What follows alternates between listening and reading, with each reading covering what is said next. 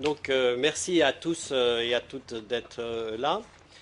Donc, quelques mots pour vous dire que je suis particulièrement heureux aujourd'hui d'accueillir Irène Ehrlich, qui va nous parler de Jean-Paul Sartre, qui est un philosophe peu connu, en tous les cas peu connu pour ses travaux sur la psychologie, sur la psychanalyse.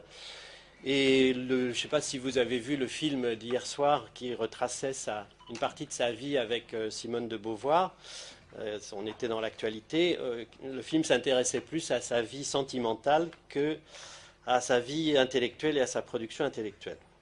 Bon, donc voilà, donc je suis content qu'aujourd'hui on évoque cette grande figure pour moi de la pensée et qu'on puisse s'intéresser donc à sa contribution à la psychologie, à la psychanalyse. Alors avant de vous dire pourquoi je suis vraiment content de cette conférence sur le fond, je vais vous dire, en reprenant le titre d'un livre autobiographique de Sartre, quelques mots de moi. J'ai eu une enfance difficile, une famille bourgeoise, catholique, plutôt en descension sociale et surdéterminée par des règles, des principes, des représentations, des interdits. J'étais dans une position de second, avec un aîné modèle familial, dans la réussite permanente, dans l'exemplarité, dans l'excellence. Ma famille a été préoccupée par la mort d'un frère qui va occuper une grande place dans la vie de ma mère. Et donc la question centrale de mon adolescence était justement la question de la place. Un enfant préoccupé, envahi par cette famille qui n'arrivait pas à trouver sa place. J'ai été accompagné par des proches, mais aussi par des lectures des auteurs, et parmi ces auteurs, une figure vivante, Sartre.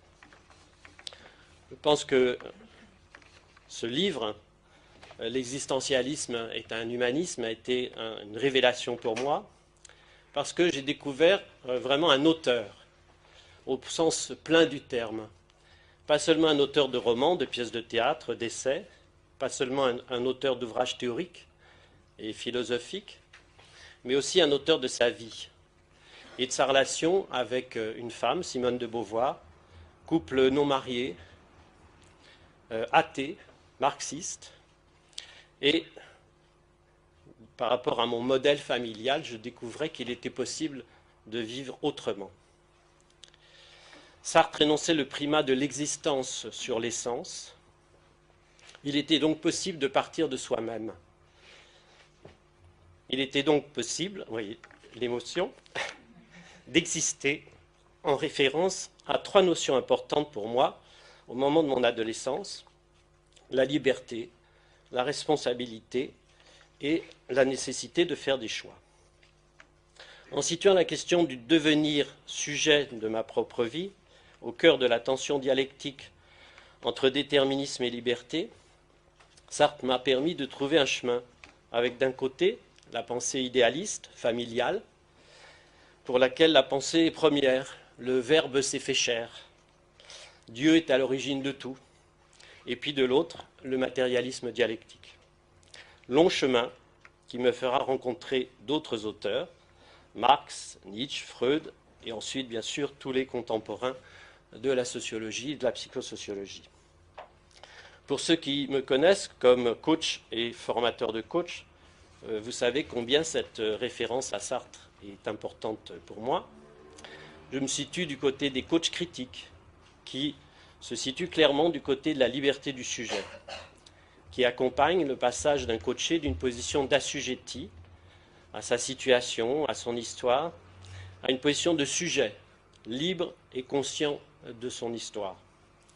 Le coaching socianalytique que je pratique est un sport de combat, pour reprendre la phrase de Bourdieu, un sport de combat pour la liberté du sujet. Nous sommes des entraîneurs à la réflexivité. Nous entraînons nos coachés à la réflexivité. Vous le savez, la réflexivité, c'est se prendre soi-même comme objet d'observation et de recherche, en combinant la démarche introspective et la démarche extrospective qui vous a été présentée notamment lors d'une conférence par Danilo Martuccelli. La réflexivité que nous impulsons dans nos démarches d'accompagnement nous amène à travailler avec notre coaché sur son histoire de vie, sur son présent, pour construire son avenir. Donc ce maillage entre passé, présent, avenir est au cœur de notre accompagnement.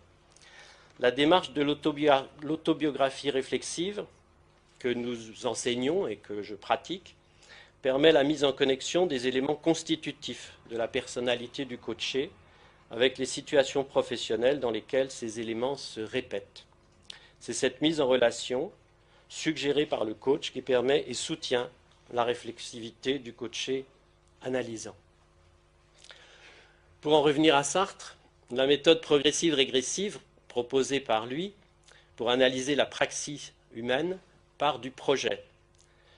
Citation que je prends dans un livre qu'il écrit en 1960, Critique de la raison dialectique. Seul le projet, comme médiation entre deux moments de l'objectivité, peut rendre compte de l'histoire, c'est-à-dire de la créativité humaine. Donc cette démarche d'analyse part du projet, passe par la prise en compte du passé et plus particulièrement de l'histoire familiale, car c'est par la famille que l'enfant expérimente d'abord les rapports sociaux. Et ensuite, pour s'intéresser à la troisième grande dimension du projet, sa finalité, son rapport à l'avenir. Et je vais terminer par une citation de Sartre, avant de passer la parole à Irène. « L'homme n'est rien d'autre que son projet, il n'existe que dans la mesure où il se réalise, il n'est donc rien d'autre que l'ensemble de ses actes, rien d'autre que sa vie. » Voilà, donc je vous remercie.